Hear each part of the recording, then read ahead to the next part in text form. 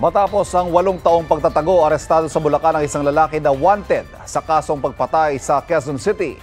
May unang balita si James Agustin. Isang linggo din minanmana ng mga operatiba ng QCPD Station 9 ang isang lalaki na wanted sa kasong pagpatay. Ang subject ng warrant of arrest natunto nila sa San Jose del Monte, Bulacan. Isinilbi ang warrant laban sa 45 anyos sa lalaki. Ayon sa QCPD, 8 taon nagtago ang suspect sa iba't ibang lugar. Dito muna nagtago sa Quezon City. Tapos umuwi ng probinsya sa kanya sa Marinduque. Tapos bumalik ng Bulacan.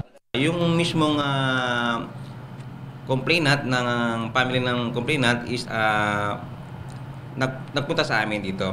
So ibig sabihin matagal na pala ng katago ito. Taong 2012 na mangyari ang krimen sa Novaliches, Quezon City, kung saan napatay ng suspect ang isang lalaki. Matapos ang 3 taon, lumabas ang warrant of arrest. Nagkaroon ng love triangle, tapos nagkaroon ng argumento, sinaksak niya yung biktima. Sabi ng suspect hindi niya alam na may warrant of arrest laban sa kanya. Pero aminado siyang nasaksak niya ang biktima. Pinagtanggol ko lang po sarili ko. Sinuntok niya po kasi ako. Pasensya po sa nangyari kasi pinagtanggol ko lang sarili ko. Nasa kusodiya ng Anonas Police Station sa Quezon City ang suspect. Inihahanda na ang mga dokumento para sa return of warrant. Ito ang unang balita. James Agustin para sa GMA Integrated News.